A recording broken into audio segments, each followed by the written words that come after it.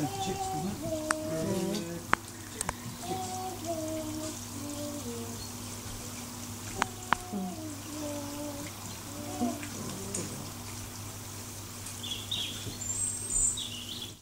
Aye.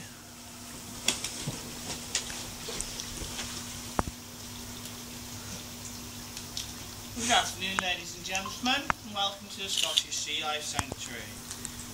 Now, before I start my talk, I'd just like to mention that as part of Fingal's diet, he does get given dead-tailed chicks and mice. And as you can see from the way it's his fish, he doesn't have great table manners. So if we have anybody that's a little bit squeamish in the audience this afternoon, you may like to look away if I do pass him either one of these items.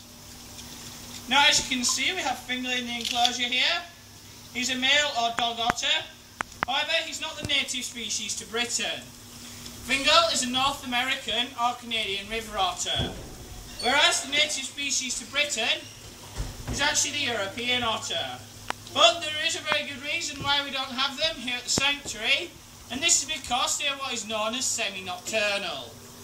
So if we were to have the European otter here at the sanctuary for you guys to come and see, all that you'd be able to see would be brown lumps of fur turning in their beds. Whereas Fingal is very active during the day, so helps us to promote otter conservation a lot better and a lot easier.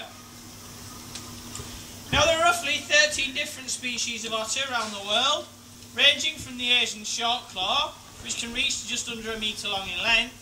At the other end of the scale, you have the Amazonian otter, which can reach anywhere up to 2 metres in length. However, each one of these 13 different species are considered either threatened or endangered.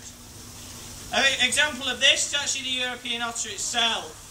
Now, the European otter was once known as the Eurasian otter, but unfortunately was very heavily hunted for its fur for the fashion trade, and it was actually wiped out in both Japan and Asia, so had to be reclassified as we know it today as the European otter.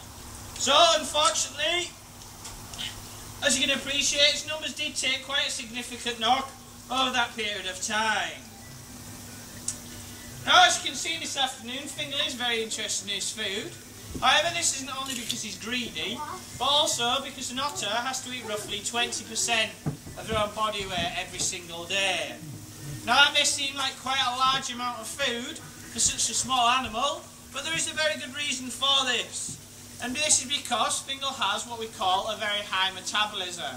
So it has to eat this large amount of food to then be able to burn it off and use it as energy, so that he can then go around day to day doing anything that. However, they are still very inquisitive little animals. So such things as shopping trolleys, plastic bags that are found in the waterways that shouldn't actually be there are very interesting to an otter. However, once they've dived down and got underneath such a thing as a plastic bag, they can quite easily become disorientated and then become trapped. So, unfortunately, a large number of otters are killed due to drowning every single year. However, local water boards are actually trying to prevent this by clearing up the waterways and hopefully preventing anybody else from polluting them once again. Now, another problem the otter faces, now this is actually the European otter,